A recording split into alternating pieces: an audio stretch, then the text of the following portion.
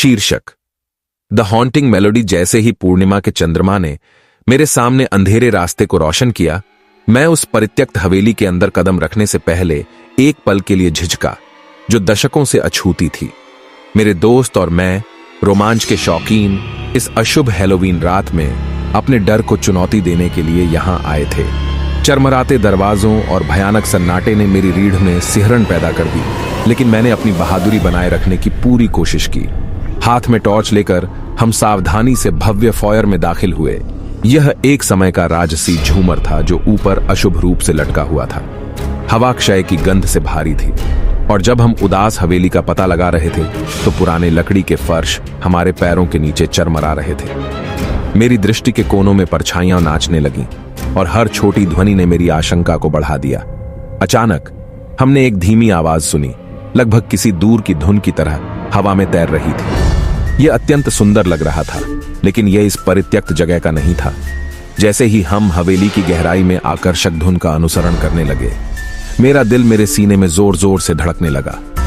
ऐसा लग रहा था जैसे गलियारे अपने आप मुड़ रहे हों और हमें भूले हुए अवशेषों और डरावनी तस्वीरों वाले कमरों में ले जा रहे हों। धुन हमें एक पुराने बॉलरूम में ले गई, जहां भव्य पियानो खड़ा था। उसकी आबनूस और हाथीदांत की कुंजियां हमें पास आने का इशारा कर रही थीं। हम इसके चारों ओर एकत्र हुए। संगीत अब और अधिक स्पष्ट हो गया, हालांकि कोई संगीतकार नजर नहीं आ रहा था। इससे पहले कि हम यह जानते, हमारे हाथ अपने आप चलने लगे और पियानो की चाबियां एक भयावह सिम्फनी उत्पन्न कर रही थीं, मानो किसी अदृश्य शक्ति द्वारा निर्देशित हो। ज्यादा देर नहीं हुई जब कमरा लंबे समय से मृत नर्तकियों की झलक से जीवंत होने लगा। उनके अलौकिक रूप घूम रहे थे और भयानक धुन पर थिरक रहे थे। उनके चेहरे एक शाश्वत नृत्य में बंद थे। डर ने मेरे गले को जकड़ लिया, लेकिन मैं अपने सामने मौजूद मंत्रमुग्ध कर देने वाले दृश्य से अपनी नजरें नहीं हटा सका। जैसे जैसे धुन तेज होती गई, कमरे का तापमान काफी गिर गया। एक समय नाचने वाली आत्माओं ने अब अपनी खोखली आंखें हमारी ओर कर ली।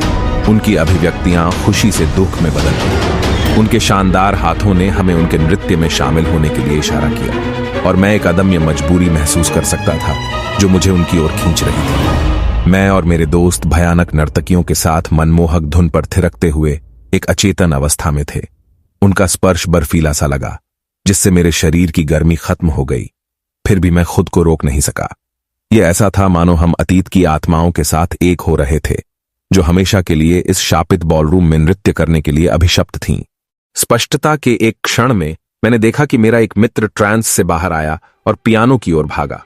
कांपते हाथ से उन्होंने पियानो का ढक्कन बंद कर दिया, जिससे ठंडी धुन अचानक बंद हो गई। भूत प्रेत गायब हो गए, जिससे हमें सांस लेने में दिक्कत होने लगी, और कमरा अपनी बेजान स्थिति में लौट आया। हम जल्दी से प्रेत बाधित हवेली से भाग गए। हमारे दिल की धड़कनें बढ़ रही थी और दिमाग उस भयानक मुठभेड़ से घबरा रहा था। रात बहुत खराब हो गई थी, और हमने अनजाने में अपने भीतर रहने वाली बेचैन आत्माओं को परेशान कर दिया था।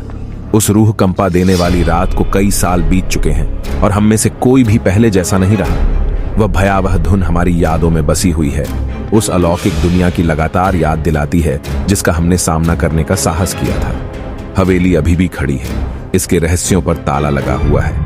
अगली अनजान आत्माओं के इसके डरावने हॉल में प्रवेश करने और निष्क्रिय पड़े भूतों को जगाने का इंतजार कर रही है। लेकिन जहां तक मेरी और मेरे दोस्तों की बात है, हम उस शापित रात का बोझ हमेशा अपने ऊपर रखेंगे। प्रार्थना करेंगे कि हम उस भूतिया नृत्य से मुक्त होने का कोई रास्ता ढूंढ सकें जो हमारे सपनों को सताता है। आशा है कि आपको मेरी वीडियो पसंद आई होगी, तो वीडियो को लाइक करें, अपना फेवरेट पार्ट नीचे कमेंट्स में बताएं और चैनल को जरूर से सब्सक्राइब